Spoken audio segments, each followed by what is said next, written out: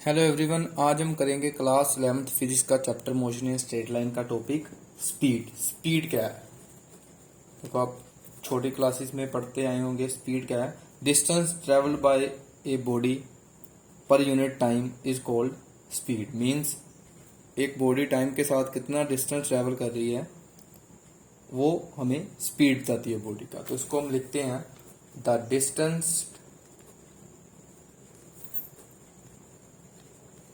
Travelled a body per unit time is called speed।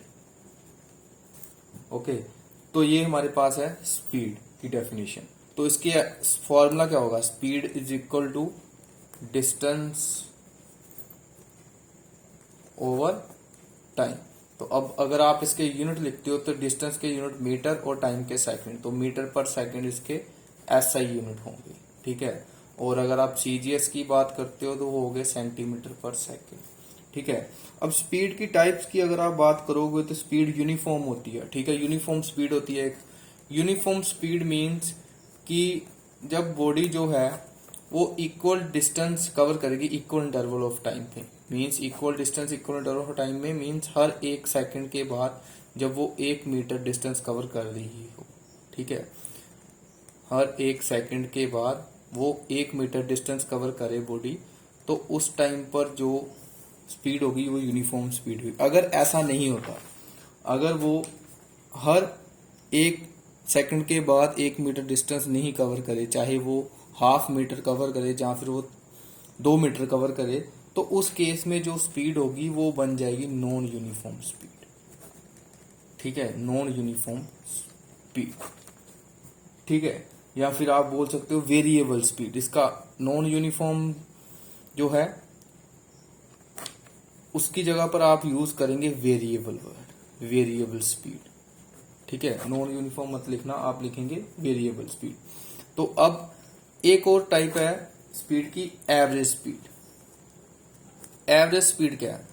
जब आपने journey start कर दी, ठीक है, तो किसी भी जर्नी में जब आप टोटल डिस्टेंस जो कवर करते हो, टोटल डिस्टेंस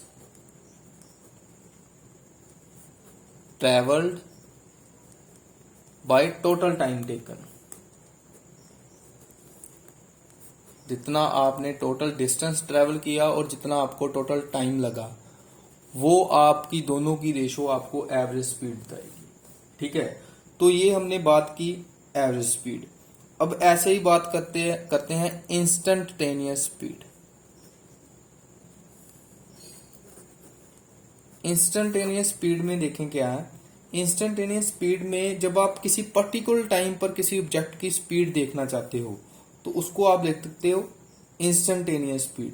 तो इस स्पीड को आप लिखते हो, इंस्टेंटेनियस स्पीड को is equal to ds/dt, derivative. ठीक है, इसको आप लिखते हो डेरिवेटिव की फॉर्म में, derivative of speed with respect to time. ठीक है, तो अब जैसे आपने स्पीड किया वैसे ही आपके पास होती है वेलोसिटी।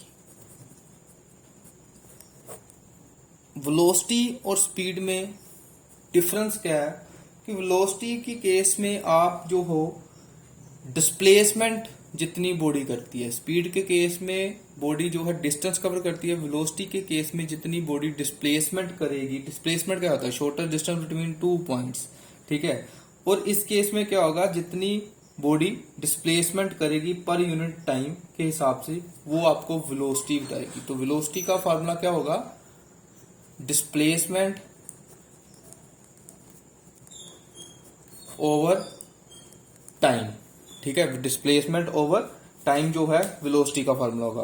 और ये आपका जो डिस्प्लेसमेंट है ये एक वेक्टर क्वांटिटी है, क्योंकि डिस्प्लेसमेंट जो है वेक्टर क्वांटिटी हो, और सॉरी वेलोसिटी भी जो है एक वेक्टर क्वांटिटी है आपकी। ठीक है, और स्पीड जो है एक स्केलर क्वांटिटी है। ठीक है, ये बात आप ध्यान में रखेंगे, स्पीड जो है स्केलर क्वांटिटी है और वेलोसिटी जो है वेक्टर क्वांटिटी है। ठीक है, और वेलोसिटी आपकी पॉजिटिव भी हो सकती है, नेगेटिव भी हो सकती है एंड जीरो भी हो सकती है। ठीक है, क्योंकि डिस्प्लेसमेंट जो होती है पॉजिटिव, नेगेटिव और जीरो होती है। ठीक है, पॉजिटिव, नेगेटिव और जीरो कैसे डिस्प्लेसमेंट होती है वो देखें। अगर आपने ए से बी तक जाना है, ठीक है, तो ए से बी तक अब आप जाएंगे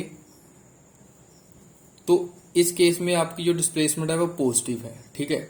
फिर आप सेकंड केस में ए से बी तक गए और बी से दोबारा आप ए से आगे निकल के सी तक चल गए, ठीक है।